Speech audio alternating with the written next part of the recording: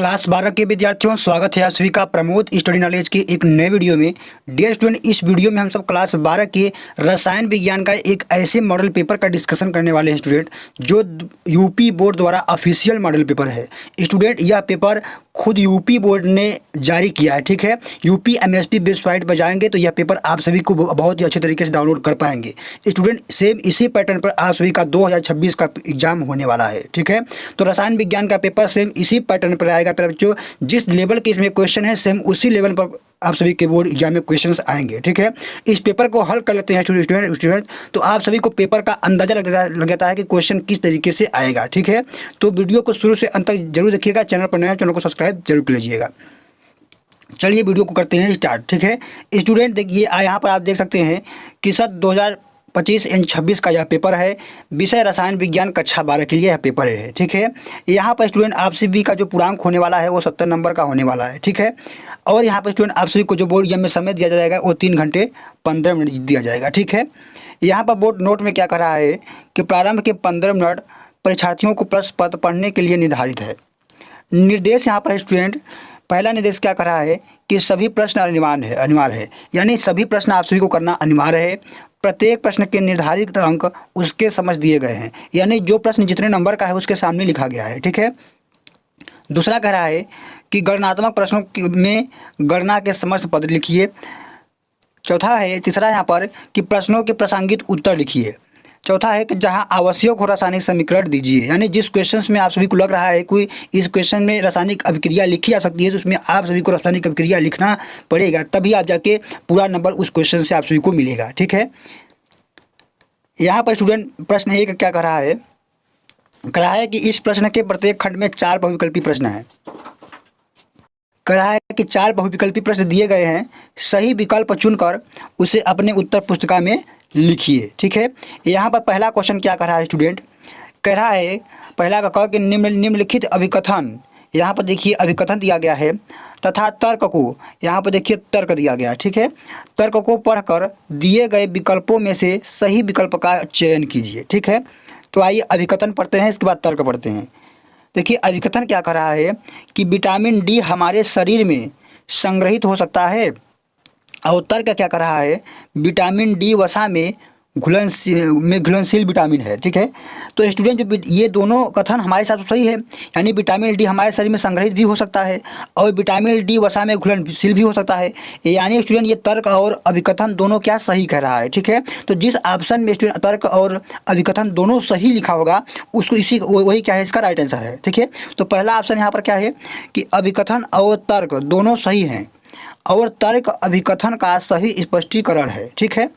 दूसरा यहाँ पर क्या कर रहा है कि अभिकथन सही है परंतु तर्क गलत है। तीसरा है यहाँ पर कि अभिकथन गलत है परंतु तर्क सही है। और यहाँ पर चौथा कर रहा है कि अभिकथन और तर्क दोनों गलत है। तो स्टूडेंट इसका जो राइट आंसर है यहाँ पर देखिए क्या कर रहा है कि अभिकथन और तर्क दोनों सही हैं। ये तो बात हमने भी बताया कि अभिकथन और तर्क दोनों सही कह रहा है। तर्क अभिकथन का, यानी ये जो तर्क है ये अभिकथन का क्या कर रहा है इसके बारे में बता रहा है, ठीक है। तो इस तरीके से इसका आंसर जो है स्टूडेंट पहला हो जाएगा, ऑप्शन नंबर पहला क्या हो जाएगा, सही है, ठीक है। यानी अभिकथन तर्क और दोनों सही हैं, तर्क अभिकथन का सही स्पष्टीकरण है। अब यहाँ पर देखिए दूसरा क्वेश्चन क्या कह रहा है कि CrH2O6 Cl3 बैंगनी और CrH2O5 Cl और इसके बाद Cl2H2O भूरा के बीच कौन से प्रकार की समझौता पाई जाती है।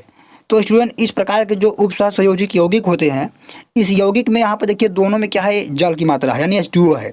तो स्टूडेंट जिस भी उपसहसंयोजक यौगिक में जल होती है उसमें क्या होती है, जल योजन समायोजकता पाई जाती है। जल योजन समायोजकता को ही हम लोग विलायक योजन समायोजकता कहते हैं। तो इस तरीके से स्टूडेंट इसका जो राइट आंसर है ऑप्शन नंबर 2 विलायक योजन समायोजकता, ठीक है। अब यहाँ पर क्या कर रहा है कि कुछ संक्रमण तत्वों की धात्विक त्रिज्याएं नीचे दी गई हैं, इनमें से किस तत्व का घनत्व सर्वाधिक होगा, यानी सबसे अधिक होगा। देखिए यहाँ पर है आयरन, कोबाल्ट, निकिल, कॉपर, ठीक है। कह रहा है कि इसमें से किसका घनत्व सबसे ज़्यादा होगा। यहाँ पर देखिए ऑप्शन है, देखिए आप सभी को स्टूडेंट पता है कि जिसका द्रव्यमान ज़्यादा होगा स्टूडेंट उस तत्व का घनत्व क्या होगा, ज़्यादा होगा, ठीक है। तो स्टूडेंट यहाँ पर देखिए इन तत्वों में से किसका द्रव्यमान ज़्यादा है, तो स्टूडेंट द्रव्यमान किसका ज़्यादा होगा, जिसका परमाणु क्रमांक ज़्यादा होगा वही क्या होगा स्टूडेंट, सबसे ज़्यादा होगा।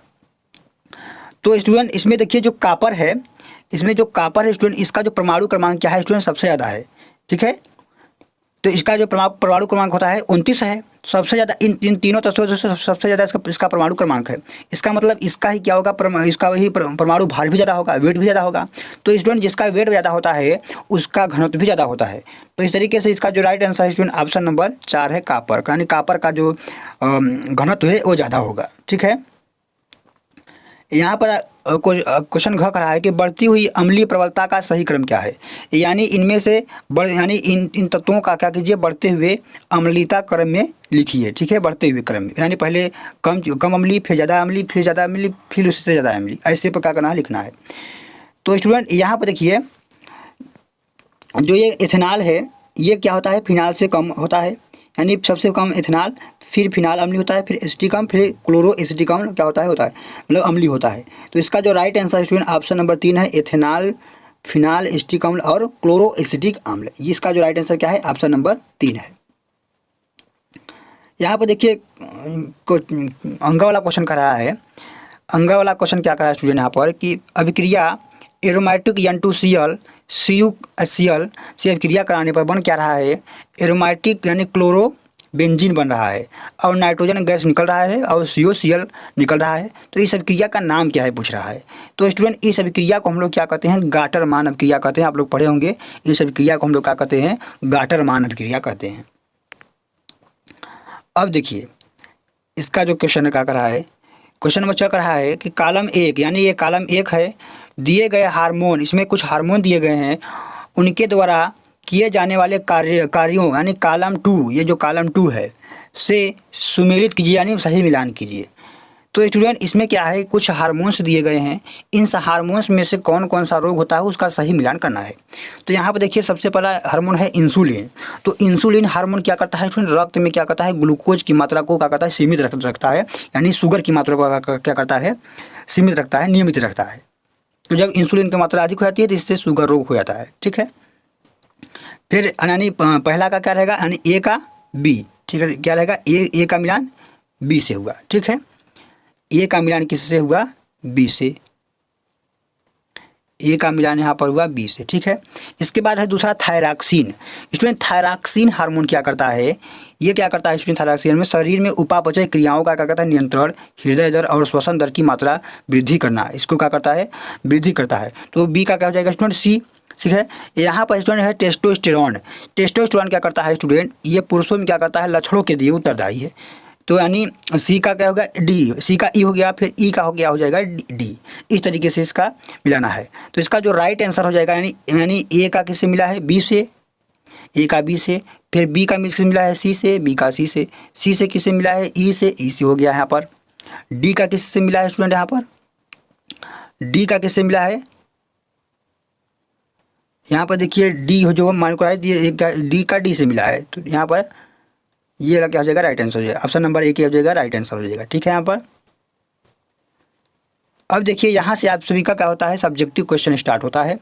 तो ये सारे क्वेश्चन क्या रहेंगे, 2-2 नंबर के रहेंगे। ठीक है, इन सभी का आंसर स्टूडेंट आंसर सहित PDF मैं अपने टेलीग्राम चैनल पर दे दूंगा, वहाँ से आप सब इस क्वेश्चन को क्या कर लीजिए, डाउनलोड कर लीजिएगा। ठीक है, जैसे यहाँ पर पहला क्वेश्चन क्या कर रहा है कि स्थिर क्वाथी मिश्रण का परिभाषा लिखिए, 2 नंबर में आप सभी, यानी 2 नंबर का है। इसका आप सभी को आंसर क्या करना है स्टूडेंट, 2 से 4 लाइन में देना है। ठीक है, 2 से 4 लाइन में आप सभी को इसका आंसर देना होगा। ठीक है, तो इस तरीके से स्टूडेंट सारे क्वेश्चन इस मॉडल पेपर के इम्पोर्टेंट है, क्योंकि ये क्वेश्चन खुद, ये मॉडल पेपर जो है ये खुद बोर्ड ने ही जारी किया है। ठीक है, तो ये क्वेश्चन इसमें का बहुत ज़्यादा इंपॉर्टेंट है। इसमें से जो क्वेश्चन आते हैं स्टूडेंट वो सेम टू सेम आपके पेपर में आता है, सेम टू सेम पेपर आप सभी के बोर्ड एग्जाम में इसमें से जो क्वेश्चन है वो आता है। तो इस पेपर को, सारे सब्जेक्ट का पेपर आप हल कर लीजिएगा। सारे पेपर का सोल्यूशन मैं वीडियो में एक वीडियो में लाता रहूँगा, और सभी पेपर को आप हल करके अपने बोर्ड एग्जाम में जरूर जाइएगा स्टूडेंट। ठीक है, तो अब देखिए यहाँ पर 5वां क्वेश्चन क्या कर रहा है कि वर्नर के सिद्धांत की प्रमुख विशेषताएं लिखिए, क्वेश्चन नंबर यानी 4 नंबर में पूछा गया है। फिर यहाँ पूछ रहा है कि वसा में मिले 4 विटामिन के नाम लिखिए और उनकी कमी से होने वाले रोगों के नाम लिखिए, ये भी 4 नंबर का। यानी आप जब विटामिनों के नाम लिख देंगे 2 नंबर मिलेगा, और जब उनकी विटामिन से कमी वाले रोगों को भी लिख देंगे तो 2 नंबर और मिलेगा, यानी पूरे 4 नंबर इस क्वेश्चन से आपको मिलने वाले हैं। न्यूमेरिकल का भी इसमें का बहुत ज़्यादा इंपॉर्टेंट है, न्यूमेरिकल को भी आप लोग जरूर हल करके जाइएगा।